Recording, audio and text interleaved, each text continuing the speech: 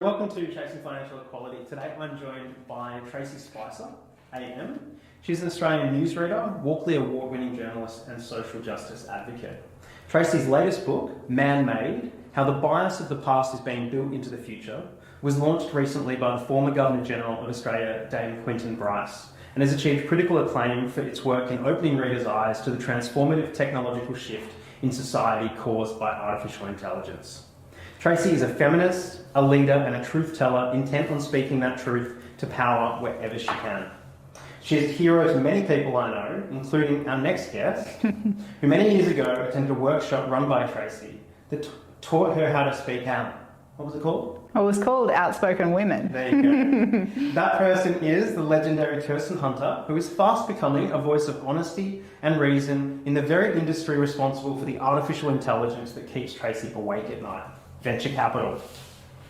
Kirstin is something of a rare breed. The co-founder and CEO of a fintech that actually went on to reach profitability, and a woman who has reached the highest levels of a male-dominated industry that is financial services. As the co-founder and CEO of Future Super, Kirstin oversaw a 7-fold increase in customer numbers, and as a result was awarded Superannuation Executive of the Year in 2019. But, not content with breaking convention once, Kirstin is back at it in another male-dominated space, VC. As the Managing Director of Techstars in Australia, the world's largest seed-stage investor, Kirstin is earnestly advocating for greater equality in startup investing and is quickly earning herself a reputation for calling out the poor performance and hypocrisy of those she shares the industry with. An outcome I have no doubt Tracey is thrilled to contribute to. Kirstin is courageously driving change from inside an industry that's long resisted external pressures, and she's doing it with unrivaled passion, eloquence, and jarring effectiveness. Welcome to you both. Wow, that is a phenomenal introduction, and I'm in awe of the work of both of you. So thank you for having me on. Thank you so thank much. you.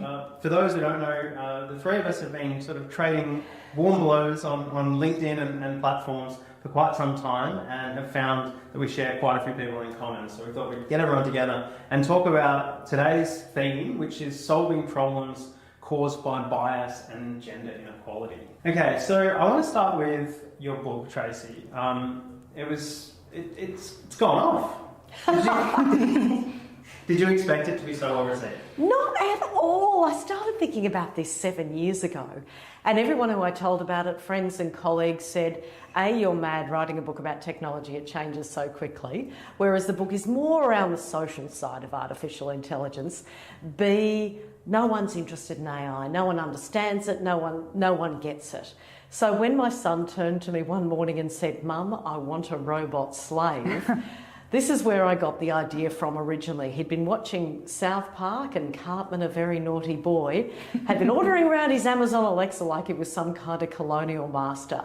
And I couldn't get this idea out of my head that the concept of women and girls being servile from the 1950s was being built into the technologies of the future. So I ignored all the naysayers and forged forward, and I cannot tell you how thrilled I was in a kind of dystopian, scary way when ChatGPT exploded late last year, because I thought, wow, people are talking about this. Now, that makes sense. You just described this era of women. It's very much reflected in the artwork on the front of your book. Now, I read on the back here that the cover was generated using Midjourney, which was artificial intelligence. Do you remember the prompts? I actually do. Men Coach, the cover designer, suggested we use AI to create the cover, to start a conversation about what was happening in his industry and the job losses and the erosion of copyright and creative rights and all of that kind of stuff. So I wanted a strong robot woman looking to the future with concern but hope. The very first image that came up and the only prompts we put in were pretty much the title of the book and robot woman looking to the future. And it came up with this highly sexualised gold robot woman with a tiny waist and massive breasts. And that made me realise even more deeply the bias. Yeah, we have a problem. Houston, we have a problem. And interestingly, the word that we had to put into the prompts to get that image, because every time I put in strong woman, it came up with a woman with massive biceps. So it only read strong as physically strong. I had to put a word in that I hate, which is sassy. And I hate it because it's such a gendered word. No one ever says to a boy, oh, you're so sassy. But that was what was required to come up with the image of that strong woman. She doesn't really look sassy to me, though. No, she doesn't, but she looks strong, and that was the only way we could get that. It's been said, you said that no one understands AI. I think it's been said that the purpose of your book is to shine a light on dark places, to sort villains from victims, and to give you the knowledge, tools and power to push back and say enough. What are the main problems that exist in AI today, and I guess more broadly are the overarching theme of your book? Oh my gosh, how long have you got? The main problem is that a small group of white guys, predominantly in Silicon Valley, is creating the future for all of us. And it's a future that works really well for them, but not for everybody else, particularly if you're in a marginalised community or you're a woman. I know that people listening to this and watching this have got an understanding of these technologies, but I guess what shocked me as a layperson and a journalist coming at it from the outside was the levels at which the bias was embedded. First with the historical data, secondly with the algorithm, which two people I interviewed for the book said an algorithm is an opinion expressed in code about the way the world should work. It is never neutral, and that was another light bulb moment. And then machine learning deepening that kind of bigotry and sexism. And that classic example of Tay, the Microsoft disaster back in 2016, where within 24 hours she became an anti-feminist neo-Nazi. So my concern is multifaceted, that this small group of people is actually refusing to do anything about ethics or bias or discrimination because they're too busy racing each other to the first billion. I read a quote in your book that we risk losing the gains made by the civil rights movement and women's movement under the false assumption of machine neutrality. So speaking about that bias, I think it's probably important to step back and say, well, how much does gender bias affect us as a society now? You know, we say to understand the future, we must interrogate the past. Well, let's have a look first, I guess, at where we are now or where we've been very recently. And I'd probably go to you, Kirstin, to talk about your experience with gender bias, discrimination, sexism, misogyny, all of those things in your new, or I guess most recent industry being venture capital. How much of, obviously venture capital is a massive contributor to the development of AI, as that's where the funding comes from. We're hearing about gender bias in artificial intelligence. So how much of that exists in VC? Yeah, I mean, there's certainly a lot of gender bias in VC, and we see that across all levels. It's at the decision maker within the VC funds. I don't have the number, but the vast majority of decision makers who are actually choosing where to invest LPs' money are men. The LPs who are contributing that money are largely older men and super funds. And then in the outcome of those investment decisions as well, we see an absolutely disproportional amount of money flowing to all male founded teams. Mixed gender teams do slightly better than women only teams, but only slightly better. And all up, it's something around 90% of investment dollars in 2022 went towards all male teams. Like, it's such a large number that you think, how can this possibly be right? But it is, and that's consistent globally. It's not just Australia. Cut Through Ventures put the figures at all women, so either one or all women founding teams get just 5% of VC funding, 23% goes to mixed gender teams, and 72% generally goes to all male founding teams. So we're talking like 95% going to either all male or male focused teams rather than the other way around. What problems do you think that creates if we're funding more men than women?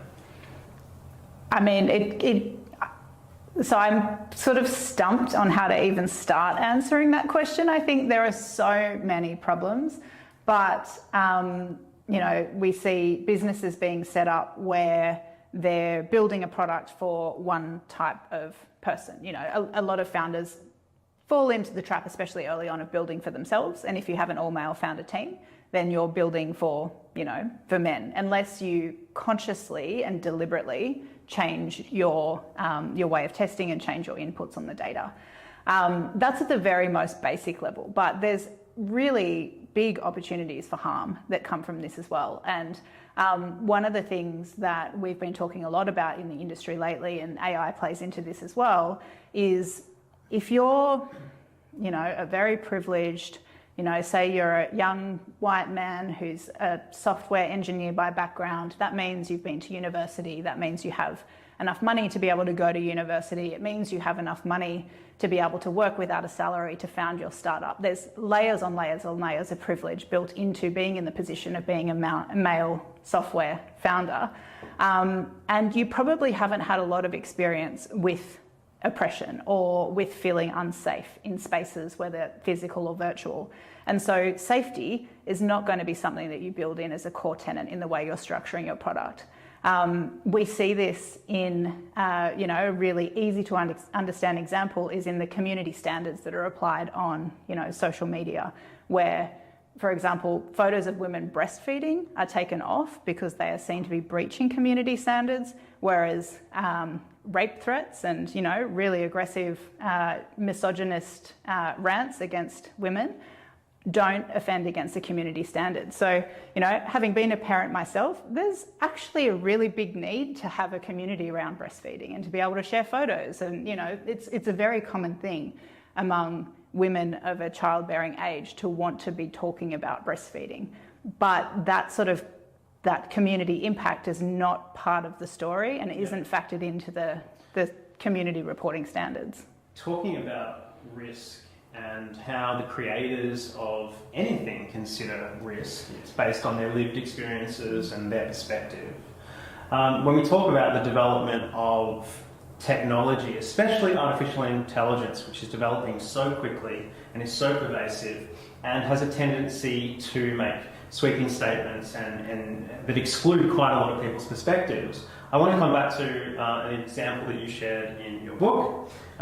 You say in relation to legislation that keeps up with or tries to keep up with developments, you share this anecdote, and I quote you. It's mid-2010 and I try to use legislation aimed at protecting people online to stop trolls making rape and death threats.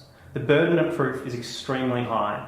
In my case, the police knock on the perpetrator's door based on his IP address, only to be told one of my flatmates was probably using the computer that day. He might as well have said that the dog ate my misogynistic manifesto. Honestly, I'm really a top bloke. The following day, this charming chap creates a new anonymous handle to continue the harassment. Neither Facebook nor Twitter is willing to help. Headquartered in the US, they defend the abusive comments under the banner of free speech. Exhausted, broken, and beaten, eventually give up the fight. Do you think that's what's going to happen if we don't change this now? Are we going to build in these problems that affect people that didn't create the codes and the rest of us just give up? And what does that do to us? 100%. Look at what happened with social media. And the legislators now all over the world are saying we can't make the same mistake that we made back then with artificial intelligence, because they trusted the tech companies to self-regulate. And look at how social media has changed our world in good ways and bad ways, but they've been playing catch up with regulation, and that doesn't work. You can't bolt it on at the end. The same thing's happening with artificial intelligence. You might have read recently that a lot of the tech giants have had even more of a say in those draft EU AI laws, and they've been watered down. So I just don't see any strong legislation coming out anytime soon, and that's frightening.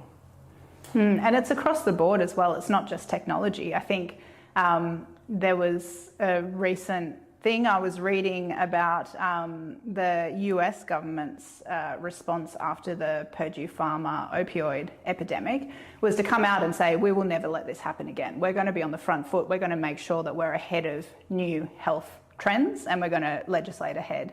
And yet, vaping came about, and all of a sudden, we had another kind of health adjacent thing that everyone just stood back and waited to see what would happen. And we had vaping companies that were deliberately doing testing around the appeal of certain messages to an adolescent audience. We had a lack of regulation around how these things were sold and how they were distributed. And as a result, you have this huge amount of the population, teens and young adults who are now addicted to vaping, and it's become the new cigarette. Government is not equipped to legislate ahead of these trends. And as a result, we're failing to protect the most vulnerable people in society when these things are happening. Exactly. A classic example in the AI space of that, I heard from another parent in the local area just this morning that a 14-year-old boy at school was creating deep fakes of the girls and getting away with it, and the school didn't really take any action. And I know Australia is, further ahead than a lot of other countries with legislation around deep fake technology, but there's been too much focus on the problems for celebrities and politicians. But 99% of deep fakes are used to create pornographic images and videos, predominantly of women and girls. So we don't have, it sounds like government definitely, everyone knows that the government is slow to respond to technological advances. It sounds as though we're almost at a new level where we don't have the competency within those in the government departments writing this legislation or even considering it to actually ask the right questions. Fei-Fei Li at the Stanford Institute for Human-Centered Artificial Intelligence said, as the opening chapter 6 in Tracey's book, a quote was, "If we don't get women and people of colour at the table, real technologists doing the real work, we will bias systems. Trying to reverse that a decade or two from now will be so much more difficult, if not close to impossible." And I think that's really important to understand the time sensitivity to this issue. Development of artificial intelligence is moving so quickly. And one of the other things I want to talk about, and I think one thing you do really well, I'm very much in touch with the queer community, so I'm pretty around gender diverse people, and in your book you open with, when I say women, I mean anyone that identifies as a woman. I really like that. I think it's important to come back to not just this discussion around gender inequality, but the lived experiences of people that are not cisgendered, heterosexual white men. And that is predominantly, and don't get me wrong, there's a couple of pretty powerful gays in the world, yay gays, but some of them are kind of evil. And you look at some of the things that Peter Thiel has done over the years, and he's been instrumental in investing in a lot of this technology. And he still has that, what would be considered this sort of far right, white male perspective of the world. And it's not necessarily one that many other people experience. Talking about people of colour. There was an example not that long ago where, in the early days of artificial intelligence, a team of white developers designed an automatic hand cream dispenser for mental blank. Marriott hotels. Was that it? Yeah, soap dispenser. And it didn't recognise black hands because no one thought That's right. to write code for a different pigment skin. Precisely, because a small group of young white guys in Silicon Valley only tested it on themselves and their friends. And that's to your point earlier, Kirstin, about there's no inclusive design. They just think this works for me, it'll work for everybody in the world. And it took a Nigerian tech worker to bell the cat on that one. But the most frightening thing is that same AI light sensor technology is used in self-driving cars, which come up to pedestrian crossings and have trouble recognising people of colour. It's shocking. And on top of that, we have the Pentagon saying they would like to develop or introduce artificial intelligence into autonomous killing machines in the military. Yeah. And so these are, I guess, implications of what happens when you don't have a diverse set of people at the table. It feels as though AI has raised problems that have been lingering for quite some time. In an article that you were quoted in the Australian Financial Review recently, an ex-Microsoft employee said, "It's been like this since the 90s. Young men get given boatloads of venture capital and are suddenly in power. They think they know everything, and women become the butts of their jokes. It's a dreadful environment to work in, and if you speak up, you're emotional or a bad sport." And in that article, you said that you found women founders are Oh, you found that women founders are grateful for feedback, but a lot of men freak out and they hate that they're being rejected by a woman. Is that true? Like, is that I can't imagine that, but I'm not typical. So Yeah, absolutely. I mean, there's definitely a spectrum here, and only a very, very small number of male founders freak out. But the sort of less extreme ends of the spectrum is, what I see a lot is a resistance to the feedback that I've provided, or trying to argue with me around whether or not the feedback is correct. Whereas it's very, very noticeable to me that women founders are much more accepting of what I say to them, and even grateful for the feedback, and oftentimes will come back to me months later and tell me about how they've put that feedback into practice. So it's a really different dynamic between those two founder groups. But what's been really interesting over the last couple of months is it sort of almost feels like investment is having its own Me Too type movement, where we've had just this string of events that have really shown how much of a kind of tinderbox of frustration is just sitting out there in the ecosystem. So it feels like old news now, but remember the Startup Muster report, when that came out, it had a list of the most recommended mentors, 8 names, all men. The producers of that report were very quick to apologise and produce a two-sided list with men and women, but the amount of frustration evident in the response to that, I think, was surprising, even to people who should have known better. Then we had, off the back of that, this incident with the founder and the really vile misogynistic messages that he was sending to people on LinkedIn. This founder is actually really well known. He's been sending messages to me and about me for a number of months, as well as a number of other female investors. But on this occasion, he made some posts that were so horrific to not be able to be ignored. And he made them on a discussion thread with people who had the ability to escalate that conversation to the national newspapers. And so the Australian Financial Review ran a profile on him. He ended up stepping down from his role. But I think what was most interesting about that particular founder was he was just the one who didn't have a filter and said what a lot of other people think. He said these horrific, awful things, but a lot of other people hold those views. They just don't say them. They carry them out in other ways, through discrimination, through their decision making. And I think that's what that article that was in the Financial Review really showed, was just that we think of sexism and misogyny as vile posts like the one that this founder made, but actually it's insidious and we deal with it every day. Jessie Wu, another leader in the VC space, said in that article, the real abusers in a given ecosystem are harder to hold to account. The article goes on to speak about this covert sexism and discrimination in Australia's technology sector remaining a more pervasive problem. As a man who doesn't necessarily buy into anything remotely misogynistic or sexist, I wanted to look at why. Mm-hmm. Why is this male problem, this male perspective, such an issue? Why do some men want to victimise or at least not consider the perspective of women and girls? And I stumbled across some data that I found really, really jarring. You spoke about how sometimes when you give feedback to women, they take it really well, they take it on board, but when you give feedback to men, sometimes they freak out. I found some research around self-awareness that I find quite interesting. I have a psych background and that's something I get really passionate about. 95% of people believe they are self-aware, but only 10 to 15% of people possess evidence of such traits, was a fact reported in the Harvard Business Review. But let's go one step deeper and have a look at men and women. Women are actually 86% more likely than men to be self-aware. So if you have a look at that, 18.4% of women demonstrate the competency consistently compared to just 9.9% of men.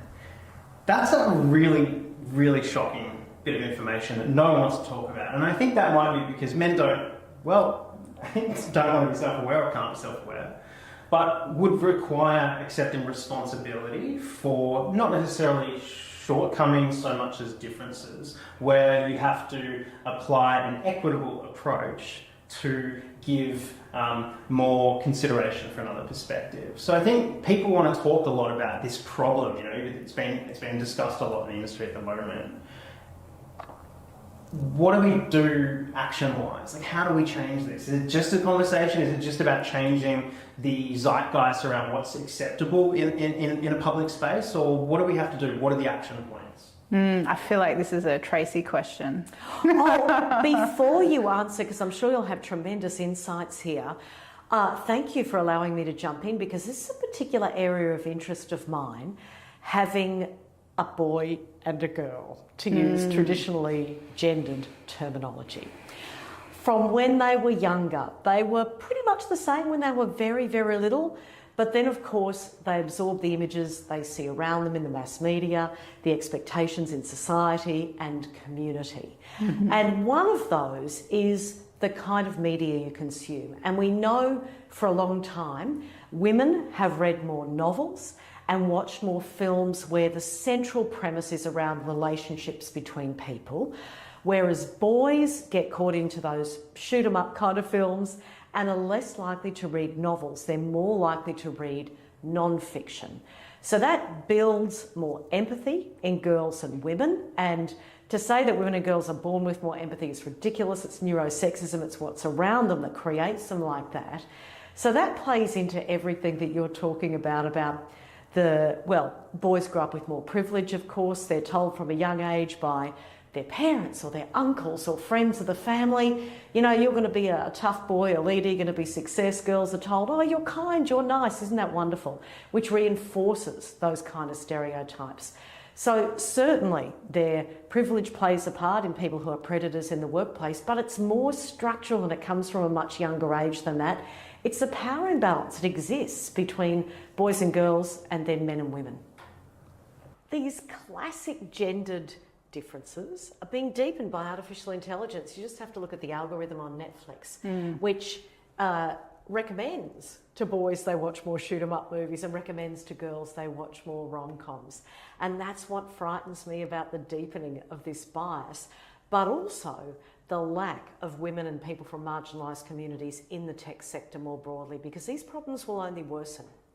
Yeah, I think that's exactly right. And that social context of how we treat children continues through to how we treat young adults and how we treat them once they enter the workplace as well. I mean, we hear a lot more criticism now, I suppose, about the phrase boys will be boys. But the fact is, we do tend to excuse young men for their behaviours, and we tend to hold young women accountable. In the workplace, that continues. And, you know, in the extreme cases of harassment, you often find situations where a woman will report experience of harassment with a male colleague or a male supervisor, and sometimes it's not handled at all, sometimes it goes through a process, but in the large number of cases, it's the woman who ends up leaving the role and the man often gets to stay.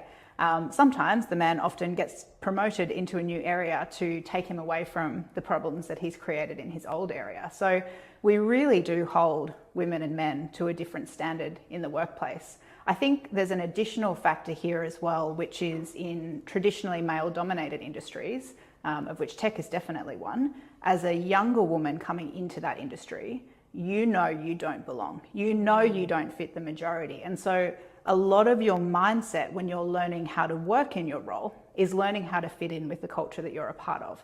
And I think that really teaches young women a lot of reading people, reading rooms, reading dynamics, self-awareness, to come back to the point. Exactly. So I think it's not that young men are naturally less self-aware. I mean, I don't think any of us are saying that.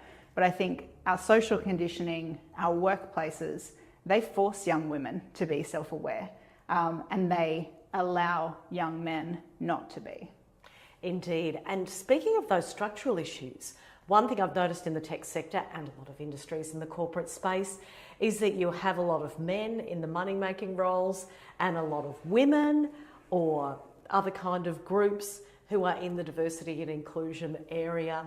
So again, it's like women are fixing up the mess. They're there to be paid less and to fix up the problems. And then in tech as well, you know, we spoke earlier about the disparity in funding, who gets the funding, with the large majority of funding going to founders that are all male or are, predominantly male. What that means in organisations is that most of the leadership positions in startups and emerging technology businesses are held by men, and the women in those organisations tend to be in more junior roles where they are, in that position of being the minority. They probably doubt their own opinion before they express it in a room. And so it takes a real strength in leadership and strength in culture to take a woman or any other marginalised person in this context. It's not gender specific. But if someone is raising a counterpoint or something, there's a lot of discussion in tech around the pace of development and test and learn.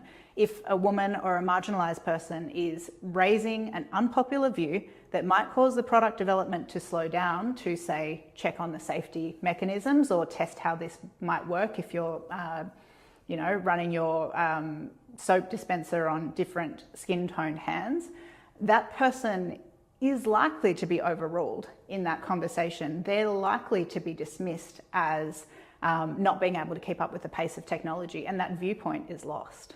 See OpenAI. Yeah, precisely. I'm glad you mentioned that. I was going to bring it back to you, but you guys don't need me, so I'm just kidding. So we saw that with OpenAI. A lot of these things, these problems are often relegated to conversations like this that people can put on a shelf and put away and not pay any attention to. But recently it was brought to light as a result of Sam Altman and OpenAI.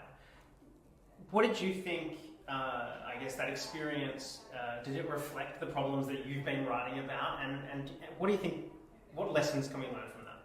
Oh yes, it mirrored what's happening every day in countless organisations. For a long time, I've thought that Sam Altman is wildly hypocritical, going around the world having meetings with prime ministers and presidents saying publicly he wants regulation and legislation and we need ethics and we need to rein in all of us tech giants, or it could be the end of humanity, while behind the scenes he's lobbying for the EU AI Act to be watered down. It is wildly hypocritical, a huge success in marketing, I'm sure. But I'm glad that OpenAI thing exploded on the world stage, because we saw that they got rid of the 2 female members of the board who were more interested in the not-for-profit aspect and ethics, and replaced them with 2 guys who just want to make more money. And this is something that puts all of us at risk. Absolutely. I mean, there were some really concerning things in our own local ecosystem, statements from different people about that affair as well. So before any of the reasons why Altman had been removed from his post originally became known, we had a number of very prominent venture capitalists in Australia screaming about how a founder who is a successful founder who's value creating in his business should never be removed. Or I think the quote was, it should be a very, very high bar. Before any of the reasons were known, there were questions raised about the board's competence before there was any willingness to consider that Sam Altman might have done something worthy of dismissal. Now, again, I think that's just such a clear example where these white, male, privileged venture capitalists could not even understand, didn't have the sort of creative vision to think of a single reason why a CEO of a successful business might lose their job. I mean, if he had been involved in some massive fraud, if he had harassed a member of his team, if he had covered up a harassment, if he had deployed AI in the way that threatened humanity. All of these are very good reasons why a CEO should lose their role. And the speed at which the investment community took Altman's side and put him back in his job was terrifying. And in stark contrast to perhaps an Australian example with what occurred with Optus recently, which was led obviously by a woman CEO who was ousted very quickly, almost too quickly. Would you agree? Yeah, I mean, it certainly was an example of how women are held accountable for things outside the spectre of responsibility. I mean, there's been a lot of discussion about this, but with the Optus example, you could imagine if it was a male CEO, I mean, Kelly can go both ways as far as gender goes as a name, but if Kelly had been a man, he would have probably been able to claim the circumstantial reasons for Optus going down. He would have been able to speak to the Cisco systems and the service upgrade without it being seen as a personal failure for not predicting that likelihood. So it is a very different level of accountability that we hold leaders to, and expectation of what a leader should be responsible for. But you're right, that starkness of those two examples at the same within the same week. It was quite jarring, I found. I found it wildly hypocritical and sad, to be honest. So when she announced her resignation effective immediately, I thought, you know, you don't know why, you know, what drove her personal decisions might have been just, this is too much, and the pressure on her would have been just diabolical. And I think, you know, people were so quick. You know, you spoke about the Australian tech response, or the VC response. It was so quick, you know, where we live in a social media time where people are quick to judge, and, you know, they do so on a 5-second soundbite. But the tech bros, and let's be honest, the men of the world who idolise this individual, Sam Altman, because he is the embodiment of all of the things that those types of people pursue in life, this ultra wealth, this ultra notoriety, all of these things that we celebrate as the measures of success, they were so quick to jump behind his plight, whatever that might be, because they don't know, and say, you've done the wrong thing, you need to bring Sam back. And that's probably more reflective of the fact that they have pinned parts of their identity on I guess, aspiring to become what he is, perceivably. And there's no debate around, well, hang on a minute, what actually happened? And there was very little debate around, but what happened? So many people sent me messages saying, what do you think happened? And I mean, it's a bit like a marriage. We'll never see inside the closed doors. But no one was, you know, the Twitter army were not having that debate because they didn't care. And, you know, we didn't see that with the Optus CEO. There was no, you know, and I think so much of that is gender-based. There's another, sorry, Tracey, there's another element just within the sort of response here, which is that, you know, the VC funds are all incentivized to try and attract the best founders. And so part of their motivation in speaking so strongly in favor of Altman is to say to the rest of the founders out there, we've got your back. You know, we're going to be your number one ally when things get tough. Some of them even have words to the effect of, you know, in cases of grey area, we will side with the founders as part of their values statements.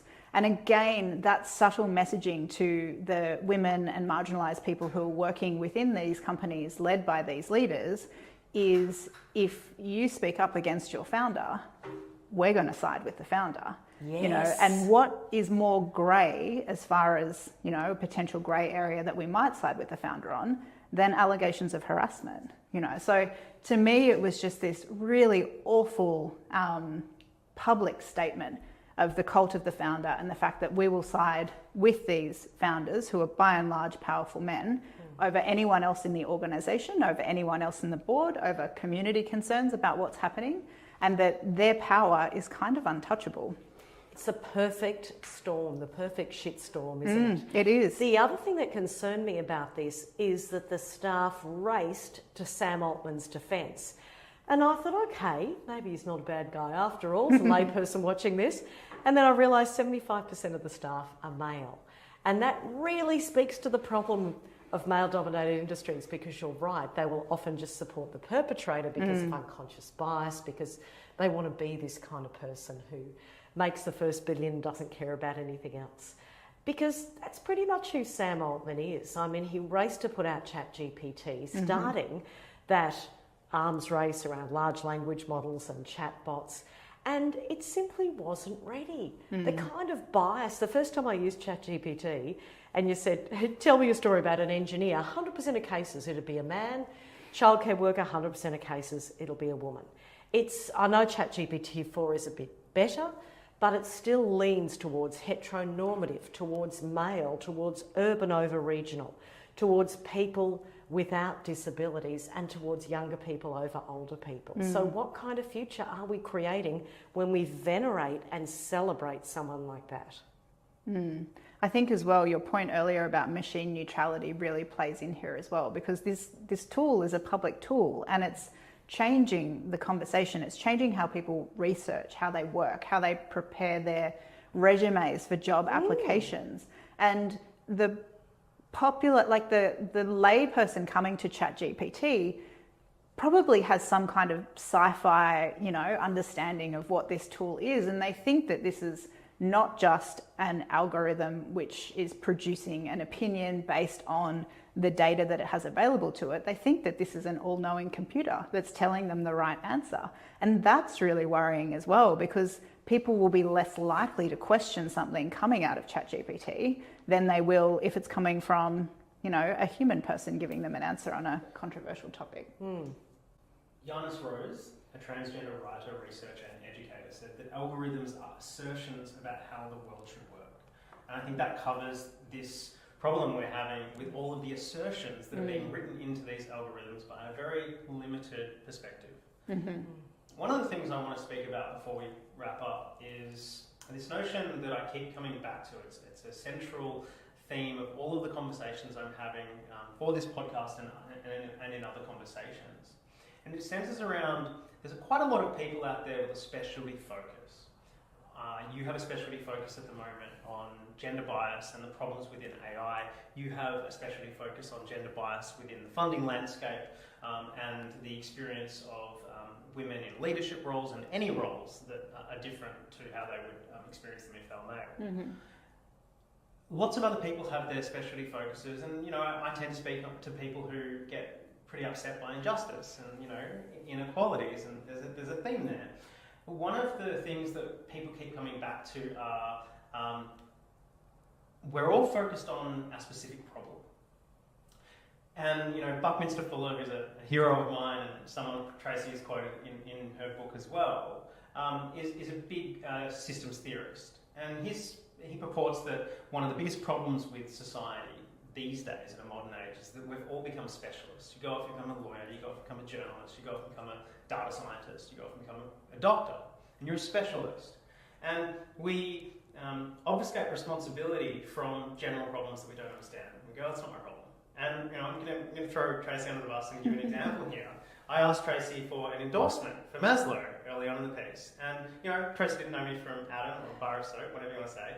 And Tracey said, no, I won't give you an endorsement. And to her credit, she couldn't stand behind a comment or an endorsement because she felt that she didn't understand the finance industry enough to do so. And that speaks to Tracey's credibility more than anything else. But it does also speak to this notion that we step back from problems that we don't feel like we know enough on. And that leaves us in a situation where we relegate these responsibilities for broader problems to elected representatives, politicians, who are elected on usually a four-year term. And we're not seeing solutions, and yet we do tend to stand back and say, I don't know enough about that. And I do that, we all do it, because if we didn't study it, we don't know enough to comment, we don't know enough to, have an opinion or an informed opinion. And in all these conversations I'm having, there's similarities. Gender's a massive one. This male-dominated world that we all live in, and we are talking in this chat about this male problem. And this male problem, you said in your book, Tracey, to understand the future, we must interrogate the past. And as you know, the work we do at Maslow is all about changing power structures that have been around for a very long time. And if we look at the financial system and what it represents, it is the same thing that we are seeing built into artificial intelligence. This male-centric view of the world, the patriarchy. And more prevalent in the finance industry is this notion that with capital comes power, with more money comes votes. And if we look at the fact that we're all specialists and we defer to our politicians to solve general problems, and yet we live in a time where capitalism is influencing democracy, because the more money you have, the more you can influence things. And so we're all sitting in rooms all around the world trying to solve our specialist problems, and not many people, according to Buckminster Fuller, are standing well enough back and saying, well, hang on a minute, let's go back and have a look at a couple of things. What are the problems? And let's try and solve those problems. Having politely declined to share an endorsement from Maslow because of such, an experience, what would your advice be for anyone that doesn't want to maybe get involved in a problem they don't feel they know enough about? There's a lot in that, because we're living in the middle of the fourth industrial revolution, and like I write about in my book, If you look at every revolution, there's a shake-up and then things go back to the structure that was there beforehand, or they even become worse in some ways. We do need to step back and realise that we're living at a time of late-stage capitalism.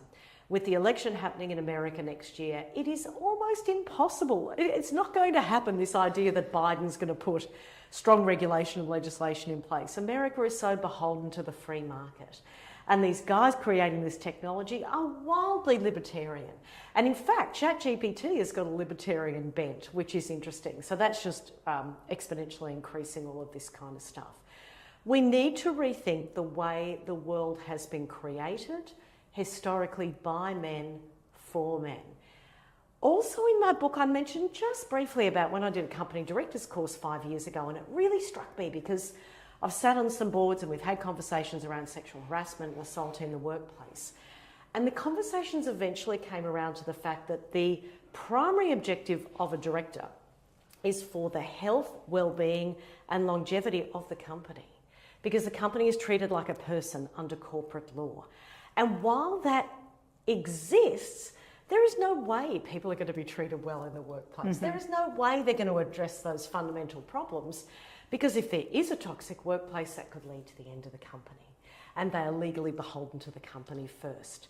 But to your question about what can we all do, we live in the age of the individual. We forget the great 1960s and 70s trend of collective action. We can all change Siri to a male voice in the home, or if you work in the business and finance sector, make your chatbots female voiced instead of male voiced, because that's something that still exists, this idea that only men can have authoritative voices. We forget that we live in a democracy and we have power as members of civil society to contact our local members and to say, are you becoming educated about artificial intelligence, and will you be putting in place some regulation? In Australia, we have some great opportunities here. We had a Human Rights Commissioner, Ed Santo, who came up with a 3-year AI safety report recommending that Australia has the world's first AI safety commissioner. So there are solutions here, regulatory sandboxes. But fundamentally, we can do everything we can to talk about this issue with our friends, our kids, our families, and our colleagues. Even if you feel like you don't know much about it, play a part. We can change things. Yeah, I could not agree more. I think it's the positive, the silver lining behind the fact that government is behind on a lot of these regulatory areas is that government responds to the will of the people, and the people is us. So for us to get out there and exert our opinions and show government that these kind of things matter, that's what's going to drive action. You know, when I started emceeing a lot of IT events, probably in about, I don't know, the late 1990s or maybe the early 2000s, I thought, oh my God, this is like the media back in the 1980s. So I'm horrified to hear it's still as bad. Yeah, it's as bad, definitely. Wow. Yeah, I mean, it's sort of, there's a lot of, I think, we are talking a lot with the VCs at the moment around the fact that the ecosystem has grown and the protections that were in place early on haven't stayed. So there was a model code of conduct that was drafted by all of the venture capital firms in 2018. Everyone signed up to it. It has a very long list of behaviours that are prohibited for different things. Like, it's actually a great document, but no one knows it exists now and no one follows it. And 5 years ago, Blackbird had probably 10, 15 investments, and their senior partners sat on all the boards and they played a really strong mentoring role with all of the founders. But now they have probably 60 investments and they can't do that. They're spread too thin. So it's really interesting just how it's worsened, I think. Corporate Australia has gotten better, but I think the tech sector overall has gotten worse. And intersecting with venture capital, which as you eloquently said, is still so male dominated. Yeah, very.